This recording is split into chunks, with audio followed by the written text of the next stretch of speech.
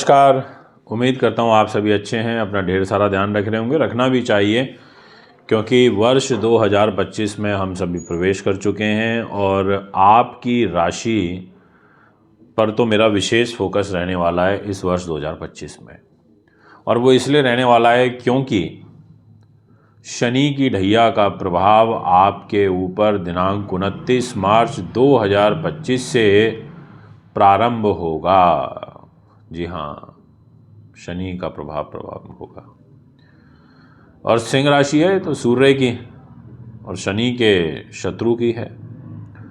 अब ऐसी स्थिति में आपको बचाव करके चलना पड़ेगा, आपको ध्यान रखना पड़ेगा। आपको पैरों का, पिंडलियों का, मानसिक रूप से तनाव, भय, भ्रम, चिंताएं ये आपको ज़्यादा सताने लगेंगी। आपको बहुत योजनाबद्ध तरीके से चलना होगा, ये मैं आपसे कहना चाहता हूँ। सिंह राशि सूर्य की होती है। शुक्र महाराज 31 मई 2025 तक के लिए आपके अष्टम भाव में यानी कि मीन राशि में विराजमान भी हो चुके हैं। आप इस डिस्प्ले की कुंडली में देख भी सकते हैं। जहाँ पर 12 नंबर लिखा हुआ है वो है मीन राशि, वहीं आपको शुक्र, वहीं आपको राहु दिखाई दे रहे होंगे।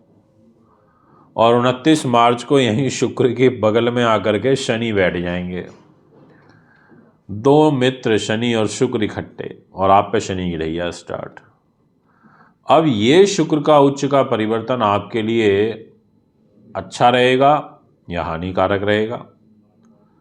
यदि आप जो मैं अभी आपको कार्य व्यवसाय बताऊंगा उससे जुड़े हुए हैं तो ये परिवर्तन आपके लिए निश्चित तौर पर थोड़ा नुकसानदायक भी हो सकता है। इस परिवर्तन में कुछ पारिवारिक कलह कलेश की तरफ भी कुछ इशारा दिखाई पड़ रहा है। बातें तो बहुत सारी हैं, हर विषय को कवर करने का प्रयास करूंगा और एक विशेष आग्रह आपसे करूंगा कि यदि आप हमारे YouTube चैनल पर नए हैं तो चैनल को सब्सक्राइब, फॉलो अवश्य करें, बेल आइकन के बटन को अवश्य दबाएं ताकि तुरंत सारी इन्फॉर्मेशन आप तक पहुंच सके और आप भी इन वीडियोस के माध्यम से अपने आगे आने वाले कल को संवार पाएं। दोस्तों, बात करते हैं सबसे पहले कि शुक्र ग्लैमर इंडस्ट्री को प्रभावित करेगा, पॉजिटिव रूप में करेगा। आप देखना, मैं तो इन जनरल एक बात कर रहा हूं कि जितने भी लोग फिल्म लाइन से जुड़े हुए हैं इस इंडस्ट्री को अगले आने वाले 4 महीने में बड़ा ज़बरदस्त लाभ मिलने वाला है। जितने भी लोग, बहुत से लोग ऐसे होंगे जो बेरोज़गार बैठे होंगे, काम की तलाश में होंगे पर फिल्में नहीं मिल रही, रोल नहीं मिल रहा, उनको रोल के ऑफ़र हो जाएंगे। कि कोई बहुत अच्छा गाता है पर उसकी आवाज़ ही अभी नहीं सूट हो पा रही डायरेक्टर को, उसका ऑफ़र आ जाएगा, आप आ जाओ काम के लिए, आपको हम चांस देते हैं। यानी कि आपको अनएक्सपेक्टेड लाभ प्राप्त होंगे। अगर आप अकाउंट्स में हैं, आपका टीचिंग का, बोलने का, पढ़ाने लिखाने का काम है, सौंदर्य प्रसारण का काम है, आप दूध, दही, चावल, चीनी, पनीर इत्यादि का काम करते हो, आप सुगंधित पदार्थ, आप इस तरीके के कार्य व्यवसाय में हो, आपका कोई होटल है, आपको अच्छे खासे लाभ प्राप्त होंगे, इसमें कोई दो राय नहीं है।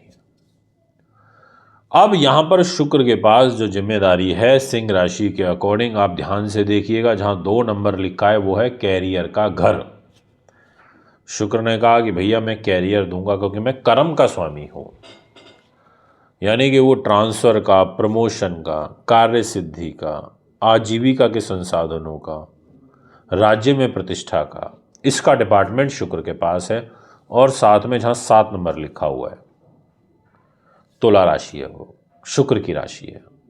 एक है छोटे भाई बहन, मित्रगण, सगे संबंधी, आपका राइट हैंड, सीधा हाथ, राइट आई में दोष हो सकता है, ध्यान रखिएगा। ये शुक्र के परिवर्तन में आंखों की रोशनी राइट साइड की प्रभावित होगी नकारात्मक रूप में, थोड़ा ध्यान रखना। सीधे हाथ में चोट लग सकती है, थोड़ा ध्यान रखना।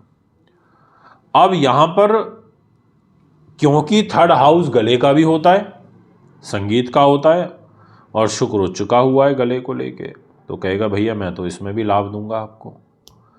तो दोस्तों, फल को मैं ऐसा नहीं है कि फल अभी तक मेरा स्टार्ट नहीं हुआ। आप सोच रहे होंगे गुरुदेव और क्या फल होगा, फल तो मेरा चल ही रहा है, बस आपको समझने की ज़रूरत है। बहुत सारे लोग स्किप कर देते हैं, स्किप मत करिए, आप उसकी वो बढ़ा दीजिए, उसको 2x पे या 1x पे या 1.5x पर आप आगे करके सुन लीजिए, ताकि थोड़ा जल्दी वीडियो प्ले हो जाए।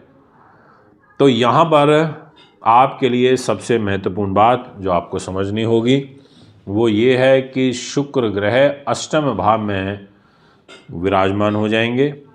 अब ऐसी स्थिति में ये आपको थोड़ा सा जॉब में आपको कष्ट देंगे, जॉब में उतने उचित लाभ आप प्राप्त नहीं कर पाएंगे, ऐसा आपकी राशि कहती है।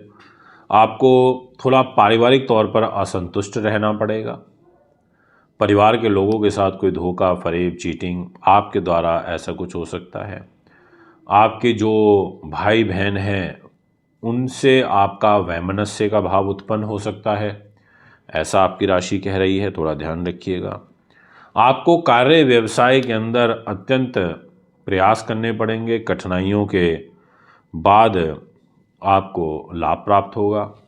आपको विदेश आदि के कार्यों में रुकावटें फेस होंगी, थोड़ा सा ध्यान रखिएगा।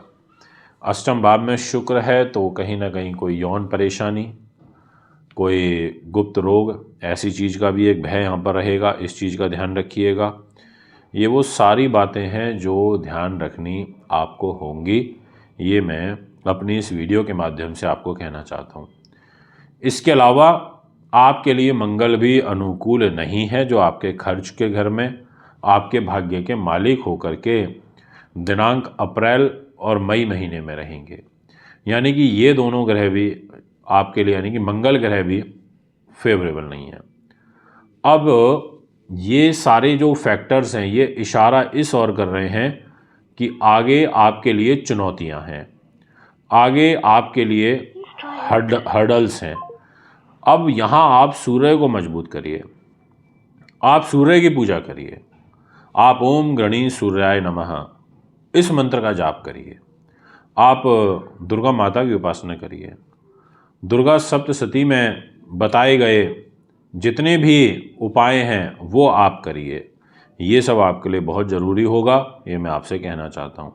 इसके अलावा अब विषय आता है कि क्या हमें शुक्र का कोई ओपल रत्न धारण करना चाहिए।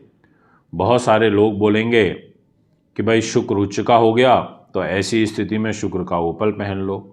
तो आपको ऐसा अभी पाप नहीं करना। अगर आपने शुक्र का ओपल पहना तो आपको नुकसान हो सकता है, ये मैं आपसे कहूँगा।